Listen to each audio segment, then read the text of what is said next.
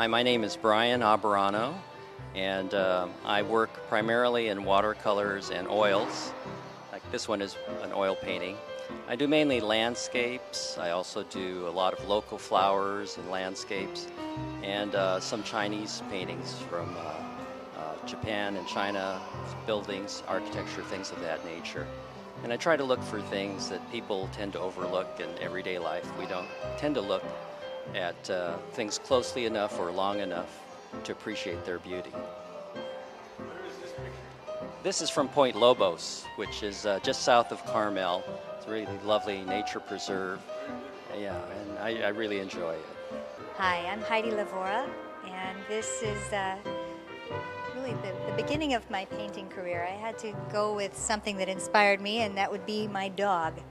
This up here is Blue Lavora, and she's the matriarch. She's had 8 puppies, and this is one of them here. This is Kiko. Kiko lives in Lanikai, and they're pretty inspiring. So these were my my first portraits. Couldn't bring myself to do a person. I think dogs are far more interesting. But there you have it. They're acrylic. Thank you.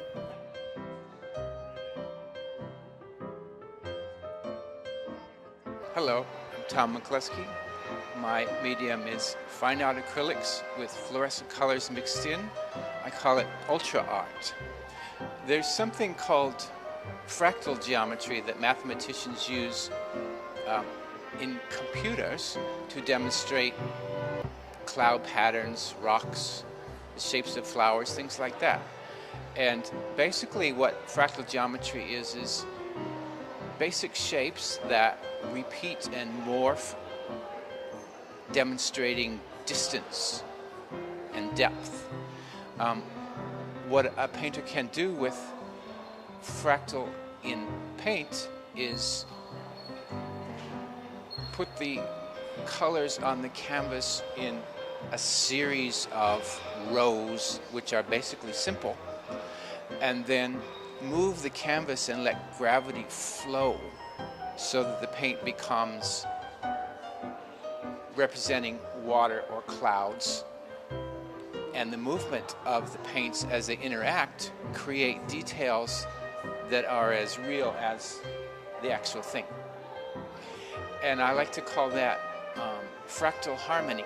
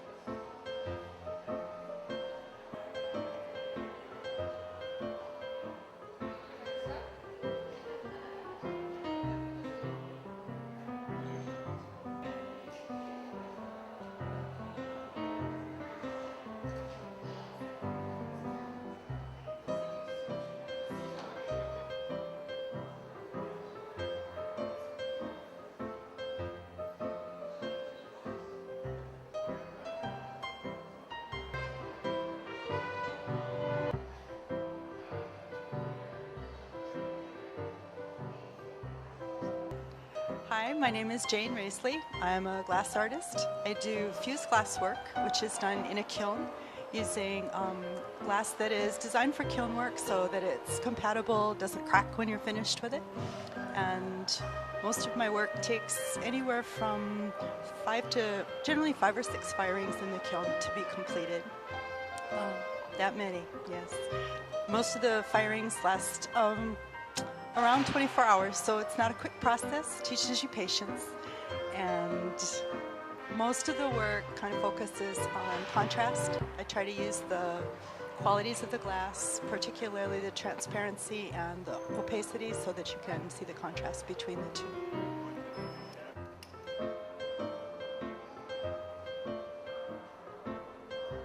Hi, my name is Marty Wise Rounds, and my medium is painting on fabric. This is a batik, and what's interesting is that it has been wrapped up. After it's done, it's wrapped up in foil and it's put into the oven and it's baked for 10 minutes and it's heat set. Then I put it into the wash machine and the batik washes away. I got into this because my background is a textile colorist, and I thought that a red flower, a green leaf, and a blue sky needed some other dimension. And I like to put a lot of energy into the actual image. I like to convey tranquility and yet some energy to the viewer to just be calm and feel good about nature and their surroundings in today's world.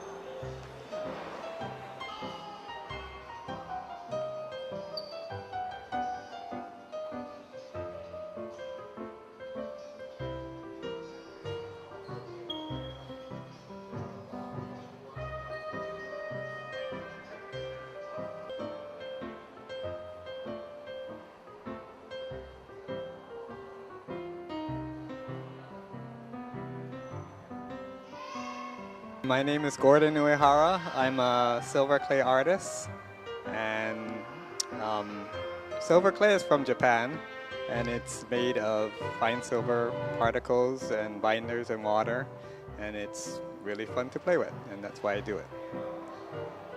It's fired in a kiln, or you can use a butane torch, and when you fire it, all the binders burn away and you're left with fine silver. After it's fired, you can treat it like regular metal, and you can sand it and file it and polish it up, just like regular silver.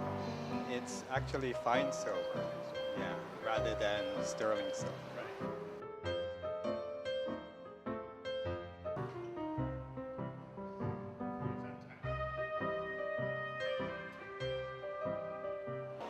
Hi, I'm Kathy Okuchi, and generally, as far as my artwork is concerned, I like to depict a slice of life, something that I understand.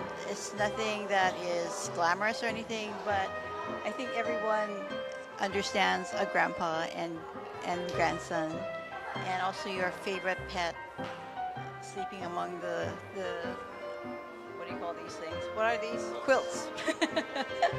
And I try not to do anything that is not me. I'm really just a down-home kind of person, and so you see most of my work is like that. I also do a different kind of artwork with my pastels, which depict light, spiritual light, morning light, that sort of thing. But this time I just wanted to do something lighthearted and sort of springtime. And so this one actually comes sort of from a photo that my grandpa and I were together. But I changed it to a boy, of course. But I love my grandpa, and he had a little garden. And I used to think the garden was as big as a forest, you know. And then when he passed away, I went to visit his garden, and I found out it was really small. Anyway, so that's the way I am, and my art is like that.